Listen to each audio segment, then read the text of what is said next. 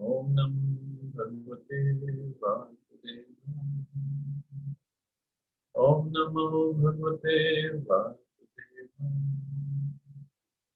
Narayana Namaskritya Narottam Devim Saraswati Vyasam Tato Jayam Nashakaya Prabhatetu Nityam Bhagavate Bhagavati Uttam Shloke Bhagavati Naitikam. So continuing with the discussion on Srimad Bhagavatam, Canto 3, Chapter 32, Entanglement and Fruitive Activities. Text number 4.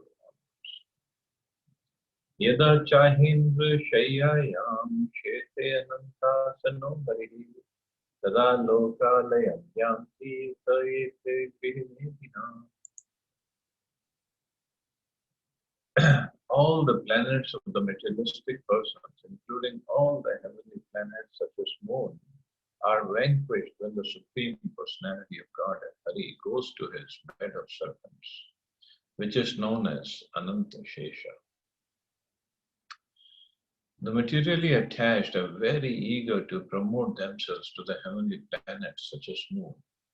There are many heavenly planets to which they aspire just to achieve more and more material happiness by getting a long duration of life and the paraphernalia for sense enjoyment.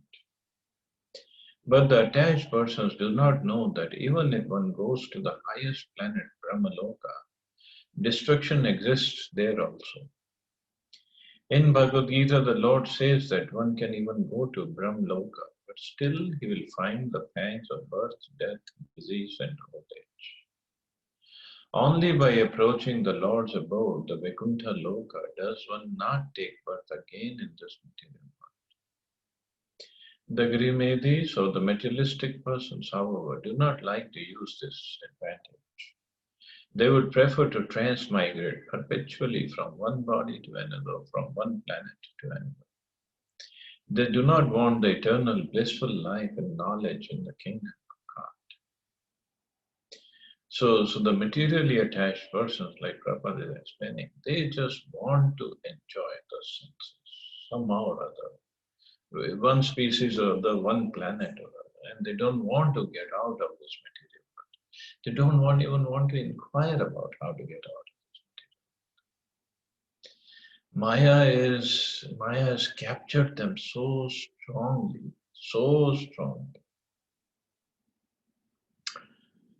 that they don't even want to know the eternal blissful life in the spiritual world and how to get to that. There are two kinds of dissolutions. One dissolution takes place at the end of the life of Brahma. At that time, all the planetary systems, including the heavenly systems, are dissolved in water and enter into the body of Garbhodakshai, Vishnu.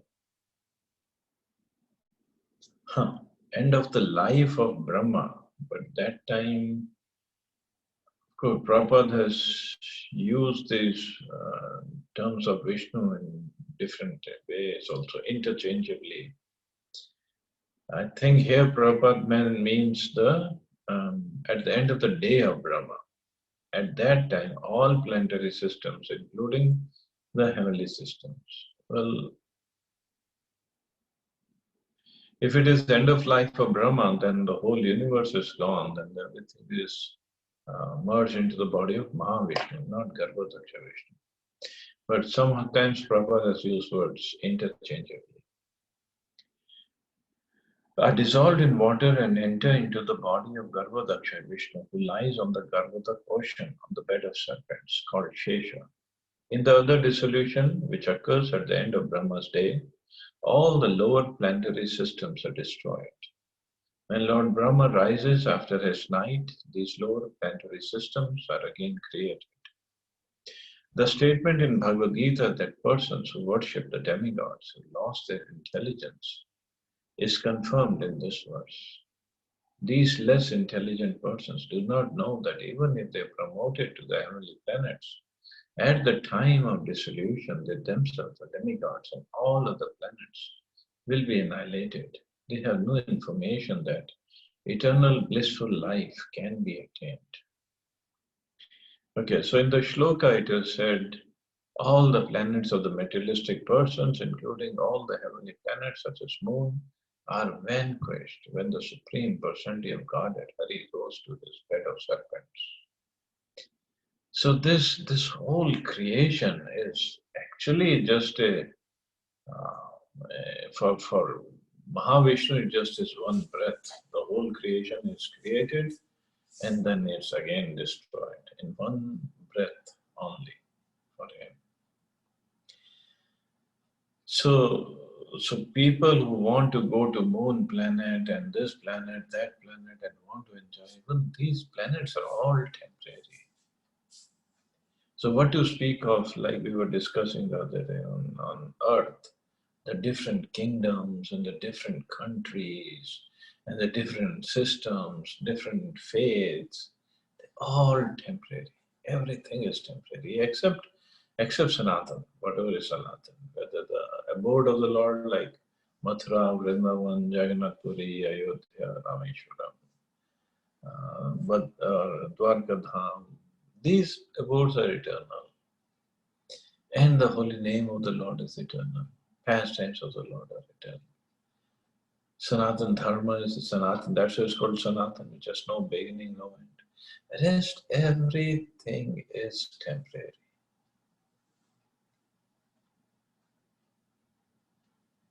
And we care for or we worry about the temporary things so much that we forget the permanent.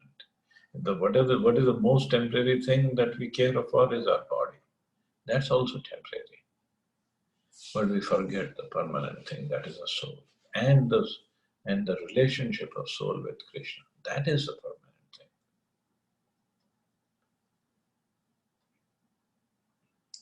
Ye swadharman duyanti dhira kamartha hetve nisanga nista karmana prashantah shuddha chetasaha. Those who are intelligent are full of and are of purified consciousness, are completely satisfied in Krishna consciousness. Freed from the modes of material nature, they do not act for sense gratification. Rather, since they are situated in their own occupational duties, they act as one is expected to act. So, freed from the modes of material nature, they do not act for sense gratification. The first class example of this type of man is Arjun. Arjun was a Kshatriya and his occupational duty was to fight. Generally, kings fight to extend their kingdoms, which they rule for sense gratification. But as far as Arjun is concerned, he declined to fight for his own sense gratification. He said that although he could get a kingdom by fighting with his relatives, he did not want to fight with them. But when he was ordered by Krishna and convinced by the teachings of Bhagavad Gita that his duty was to satisfy Krishna, then he fought. Thus he fought not for his sense gratification, but for the satisfaction of the Supreme Personality of Godhead.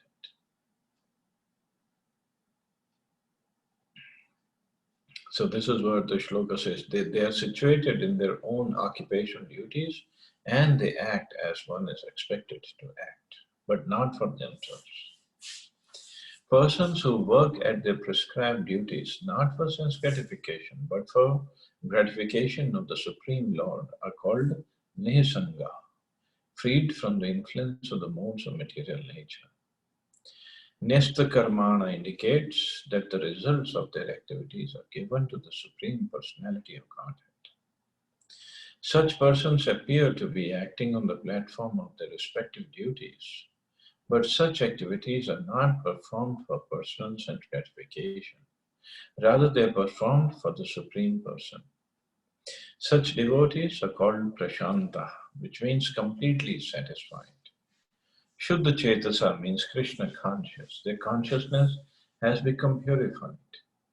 In unpurified consciousness, one thinks of himself as the Lord of the universe. But in purified consciousness, one thinks himself the eternal servant of the Supreme Personality of Godhead. Putting oneself in that position of eternal servitorship to the Supreme Lord and working for Him perpetually, one actually becomes completely satisfied. As long as one works for his personal sense gratification, he will always be full of anxiety. That is the difference between ordinary consciousness and Krishna consciousness. So devotees, Prabhupada said, the devotees are called Prashanta. Prashanta means Prakrishta Rupena Shanta. Prakrish means completely Shanta. And they are shant, they are satisfied, proper translate is they're completely satisfied because they're working for Krishna's benefaction, for Krishna's pleasure only. Just like Prabhupada gave the example of Arjuna in this purport. Arjuna, before the war, he gave so many reasons for not fighting. Krishna gave him the message of Bhagavad Gita. Krishna actually chose him and put him in such a situation so that Bhagavad Gita could be spoken. Now, after listening to Bhagavad Gita, instead of renouncing everything, he fought the war. So Bhagavad Gita teaches us, or devotional service teaches us how to do our duty properly, not to just give up everything. So he fought the war. Of course, in the war cannot be fought in the mode of goodness, but he was beyond the mode of goodness. But sometimes he had to display the symptoms of the mode of passion, because war means passion. But even when his own son Abhimanyu was killed, he lost composure for a while, but then he got it back. He was complete Shanta. He fought the war again. On the other hand, Dronacharya, when his son was, when he just heard the rumor that Ashwatthama died, he just gave up war completely. He said, I'm not going to fight. So that is the difference between a pure devotee. Of course, Dronacharya is also a devotee, but not of the level of Arjuna. So this is what Prabhupada is writing. In unpurified consciousness, one thinks of himself as a lord of the universe. Means he is the center of everything. Means everything should work for his pleasure, or everybody should work for his pleasure. And if he doesn't like it, the world should come to a stop. But that, it doesn't work like that. Nobody is in the center of the universe. Nobody is a lord of the universe except Krishna. And this is what Prabhupada said. But in purified consciousness, one thinks himself the eternal servant of the Supreme Personality of God. Eternal servant. Not that I become purified and then I stop being servant of Krishna. Everybody is eternally a servant of Krishna. So for purified consciousness, this becomes a norm. And nothing else to even think of. Krishna is my Lord, that's it. Putting oneself in that position of eternal servitorship to the Supreme Lord and working for Him perpetually, one actually becomes completely satisfied. So this is how to get complete satisfaction, complete peacefulness, complete happiness, complete blissfulness, by understanding I am an eternal servant of Krishna and working in that fashion. It's just when we start thinking I am the controller, I am the proprietor, I am the enjoyer, that's where the problem starts. And then we can never get satisfied, never get happiness, never. Not just maybe sometimes we'll get, no, never. Some flickering happiness or what happened, that is not actually happiness, that's just mitigation of distress, and we call it happiness. That we might experience once in a while, but that's not happiness. You want to see happiness? You see behind me, in the picture behind me, these Brajvasis. They are completely happy. Although uh, they won't have anything in their house. We have been to their houses in Barsana. Nothing in the house, nothing. I mean, one uh, room with cha- one chatai and one cot and few bartans, few clothes, very few clothes, and that's it. And they're so blissful. No money at all, none whatsoever. But still, they're so happy. And they would feed as many people come in the party, in the group. They would feed all of them. And there would be nothing in the house. And happily they would feed everybody. Not like they're bothered.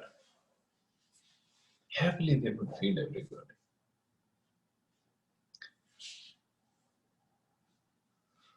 Even the big parties who have crores and crores and crores and billions of dollars they have in their bank accounts, still they cannot feed people nowadays. People are just going hungry from one place to another. But these Brajvasis, nobody can go hungry from their house.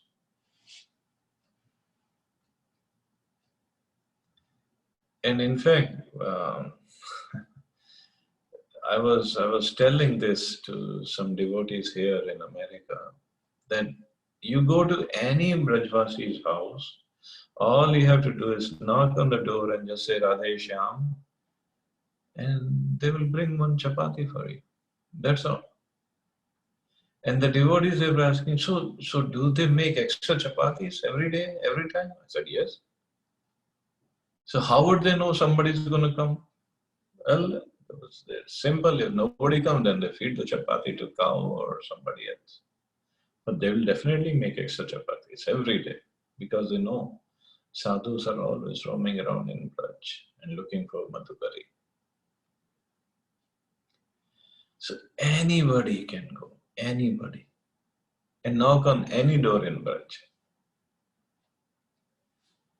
And you'd be surprised because I have myself have done that. There are many Muslims also who live in Braj, but if you knock on their door, they will also give you chapati. Because they are all Brajvasis. Just Hindu Muslim is just a external faith. Internally, they are all Brajvasis. And this is what Prabhupada said, that is the difference between ordinary consciousness and Krishna consciousness.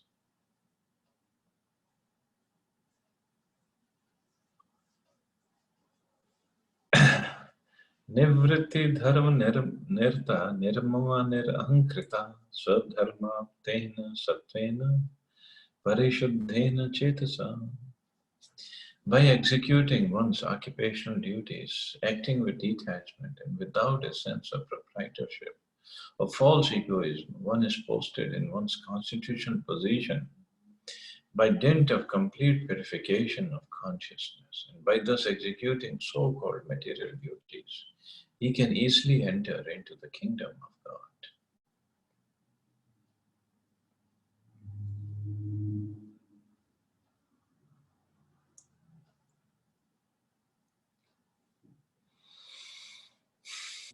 Here the word nivritti dharma nirata means constantly engaging in executing religious activities for detachment. There are two kinds of religious performances. One is called pravritti dharma, which means the religious activities performed by the Grahimadis for elevation to higher planets or for economic prosperity, the final aim of which is sense gratification. Every one of us has come to the material world. Who has come to the material world has a sense of overlordship. This is called pravritti. But the opposite type of religious performance, which is called nivritti, is to act for the Supreme Personality of God. Engaged in devotional service in Krishna consciousness, one has no proprietorship claim, nor is one situated in the false egoism of thinking that he is God or the Master. He always thinks himself the servant. That is the process of purifying consciousness. With pure consciousness only can one enter into the kingdom of God.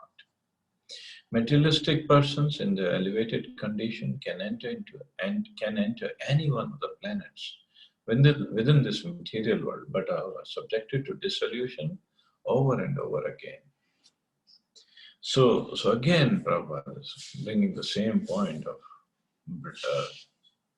thinking or coming to the level of being a servant of Krishna. And when one is being the servant of Krishna, he is servant of everybody, all his creation. And that's why Prabhupada said, one has no proprietorship claim, nor is one situated in the false egoism of thinking that he is God or the master. And Prabhupada has given sometimes an example of a person, a clerk in a bank. He deals with lakhs and lakhs of rupees every day. So much transactions, and deposits are there, withdrawals are there, but he never thinks he's the owner of that money. He must be counting lakhs of rupees every day, but he never thinks he's the owner of that money. Of course, somebody wants to cheat, then nothing can be done. That's a different story. But if he's honest, he never thinks he's the owner. He's just there as a servant, taking care of money. So similarly, a devotee, he knows he is a servant, taking care of the property or money or whatever facilities on behalf of Krishna, as a servant of Krishna. And he knows it's nothing is mine. And that is when sometimes Krishna changes the service and takes him out of that position. So he's not at all disturbed, because he knows it's not his position, it's not his property. But that is nivritti marg. Then there's pravritti dharma. Pravritti dharma means to enjoy the senses to the extent that one becomes frustrated. That's also, one of the philosophies. Prabhupada and other Vaishnavacharyas, they have never supported this philosophy, because it is like putting the fire and fuel together. So the philosophy is pravritti dharma. If you put enough fuel on the fire, that the fire goes out. But the human senses, and with the unlimited greed they have, it's just not going to happen. Maybe for somebody it might happen, but in general, it's not going to happen. So the nivritti marg, or even a pravritti means engaging oneself. So pravritti is good if we engage ourselves in service of Krishna, not for sense gratification. Then the pravritti is okay. Suridvarena te yanti purusham vishvato mukham baravaresham prakritim masyutpatya antabhavanam. Through the path of illumination, such liberated persons approach the complete personality of Godhead, who is the proprietor of the material and spiritual worlds and is the supreme cause of their manifestation and dissolution. The word Surya Dwaren means by the illuminated path or through the sun planet. The illuminated path is devotional service. It is advised in the Vedas not to pass through darkness, but to pass through the sun planet. It is also recommended here that by traversing the illuminated path, one can be freed from the contamination of the material modes of nature. By that path, one can enter into the kingdom where the completely perfect personality of Godhead resides. The word Purusham Vishvato Mukham means the supreme personality of Godhead, who is all perfect. All living entities other than the supreme personality of Godhead are very small, although they may be big by our calculation. Everyone is infinitesimal, and therefore in the Vedas, the Supreme Lord is called the Supreme Eternal amongst all eternals. He is a proprietor of the material and spiritual worlds, and the and the supreme cause of manifestation. Material nature is only the ingredient because actually the manifestation is caused by his energy. The material energy is also his energy, just as combination of father and mother is the cause of childbirth. So the combination of material energy and the glance of the Supreme Personality of Godhead is the cause of the manifestation of this material world. Efficient cause, therefore, is not matter but the Lord Himself. So Prabhupada is saying then this understanding that everything comes from Krishna, that is a real path of enlightenment or knowledge. And when we have this knowledge, then we can engage ourselves in the service of Krishna. So the knowledge of illumination is very, very important. And to understand one's own position, I am infinitesimal and Krishna is infinite. So all we have to do is engage ourselves in his service. And just see everything in relationship with Krishna. No incident, no happening, nothing material, nothing spiritual can have its own independent existence. Everything is related to Krishna, every single thing. So, like Prabhupada, this is why Prabhupada is saying the Supreme Personality of Godhead is a cause of the manifestation of the material world. And he's the one who's maintaining it, he's the one who's running it, and he's going to destroy it altogether.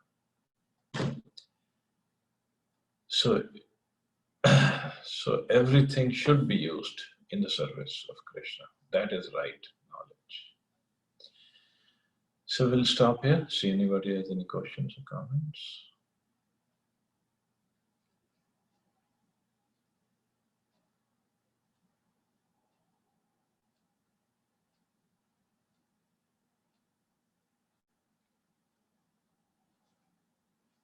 Hare Krishna, Prabhuji. Hare Krishna. I want to ask one question for the benefit of some of my friends. I am not having any wealth or any property, so I'm able to say this, that we should give everything to Krishna. But what about those who are opulent, who have some riches, and it is very difficult for them to think of giving up everything for Krishna? So where should they start?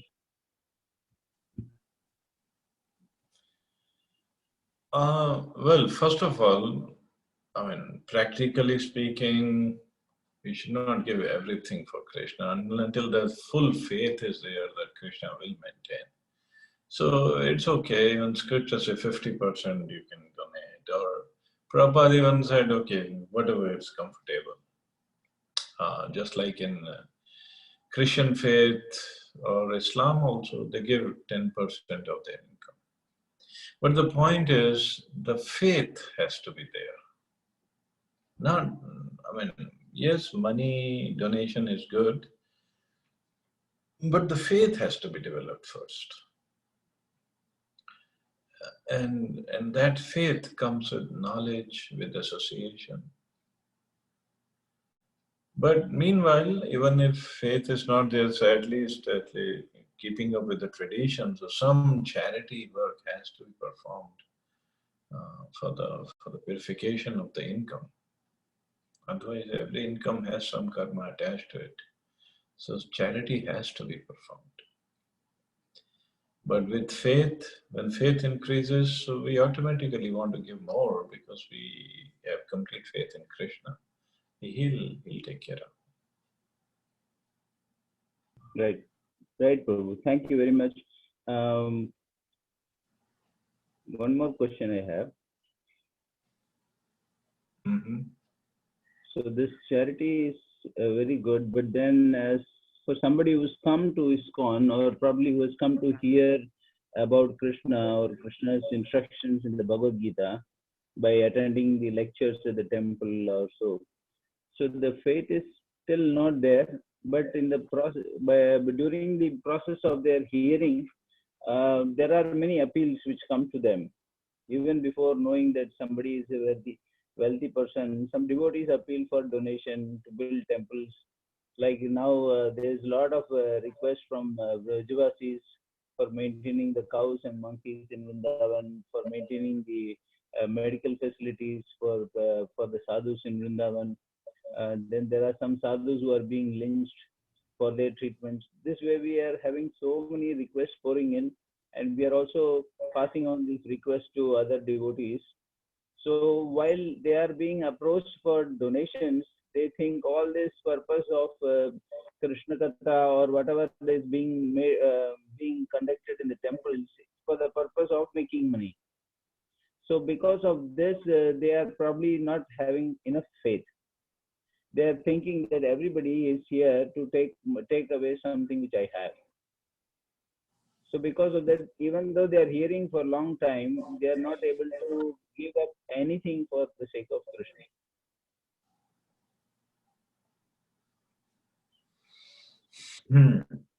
So what's the question? The question is how this can be solved to some extent.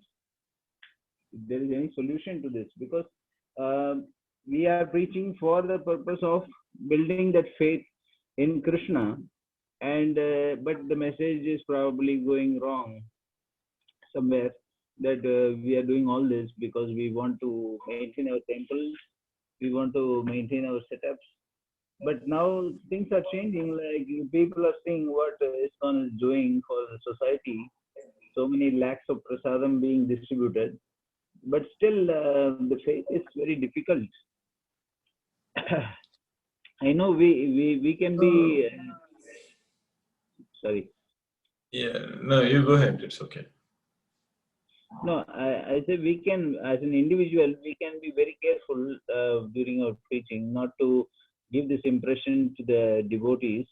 But then there are so many devotees. When we are connecting the devotees to the temple or to some temples in their own locality, we cannot be very sure what kind of devotees are preaching.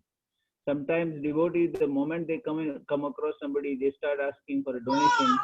This puts off people altogether.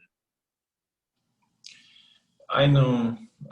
So what I think we have to preach more enthusiastically and try. See, idea is, and this is what Krishna's mercy, Prabhupada's mercy, I have always followed.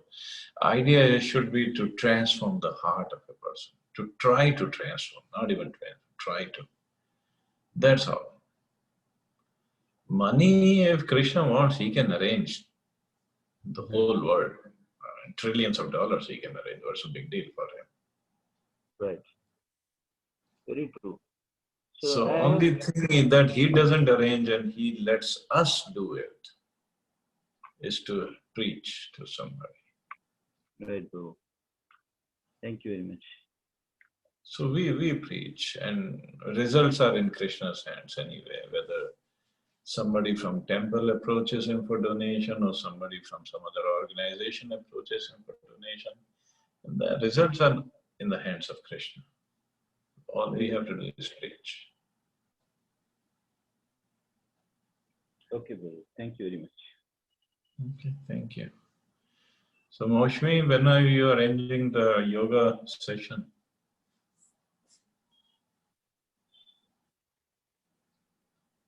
Hare Krishna, Prabhuji, Dandavat Pranam. Hare Krishna. Yes, Prabhuji, I can attend. I mean, not attend. I can conduct 2 sessions, Thursday and Friday, in a week, if it is possible. I'm okay with in any early morning time. So after the class, if everybody's after or before the class? See, I am okay after or before also, but yoga should be done always early in the morning. So I don't know the preference. So if everybody agrees for before the class, so that's okay. I'm And also then okay. attend the class.